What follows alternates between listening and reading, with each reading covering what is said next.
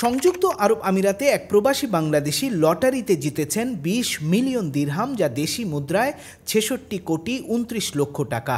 হারুন সর্দার ওরফে নুরুন্নবী সর্দার নামের এই প্রবাসী বাংলাদেশি বিগ টিকেট লটারি কিনে বিরাট অঙ্কের দিরহাম জিতে সংবাদের শিরোনাম হয়েছেন। ৪৪ বছর বয়সী হারুন শারজাতে ট্যাক্সি চালক হিসেবে কাজ করেন।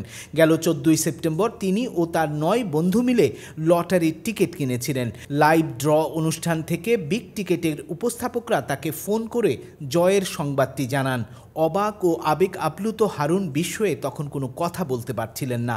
বাংলাদেশি প্রবাসী হারুন জানিয়েছেন তিনি এই পুরস্কারের টাকা তার ১০ বন্ধু মিলে ভাগ করে নেবেন। মধ্যপ্রাচ্যের দেশগুলোতে পবিত্র রমজানের কাউন্টডাউন শুরু হয়ে গেছে।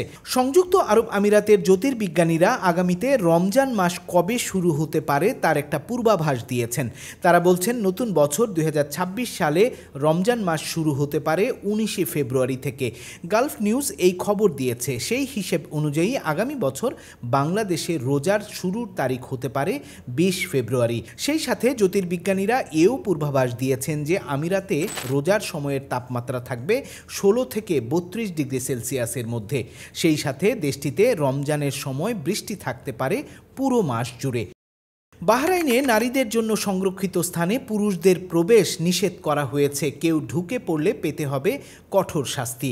দেশটির সংসদীয় ফরেন অ্যাফেয়ার্স এবং ডিফেন্স ও ন্যাশনাল সিকিউরিটি কমিটিতে এরকমই একটি বিল প্রস্তাব করা হয়েছে।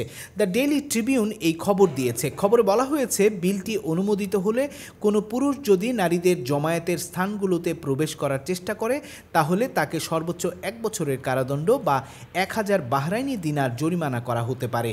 বিশেষ করে যদি অপরাধটি ছদ্মবেশ সংগঠিত হয় তাহলে শাস্তি আরও কঠোর হতে পারে।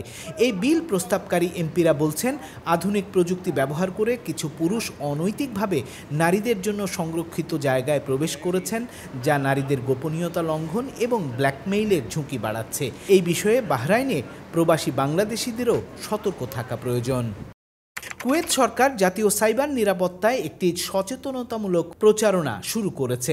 এই উদ্যোগের মাধ্যমে নাগরিক ও বাসিন্দাদের ডিজিটাল নিরাপত্তা বিষয়ক জ্ঞান বৃদ্ধি করা এবং তাদের অনলাইন তথ্য ও অ্যাকাউন্ট সুরক্ষিত করতে সচেতন করা হবে। আরব টাইমস এই খবর দিয়েছে। খবরে বলা হয়েছে এই সচেতনতামূলক প্রচারণায় পাসওয়ার্ড সিকিউরিটি, ফিশিং, সামাজিক যোগাযোগ মাধ্যমের গোপনীয়তা ও ওয়াইফাই ব্যবহারের সুরক্ষা নিয়ে বিস্তারিত পরামর্শ দেওয়া হচ্ছে। পাশাপাশি শক্তিশালী পাসওয়ার্ড তৈরি এবং অনলাইন প্রতারণা থেকে নিজেকে রক্ষার জন্য বিভিন্ন সতর্কবার্তা প্রচার করা হচ্ছে। কর্তৃপক্ষ আশা করছে এই প্রচারণা দেশের নাগরিকদের জন্য একটি নিরাপদ ডিজিটাল পরিবেশ নিশ্চিত করবে এবং সাইবার হুমকি প্রতিরোধে সহায়ক হবে।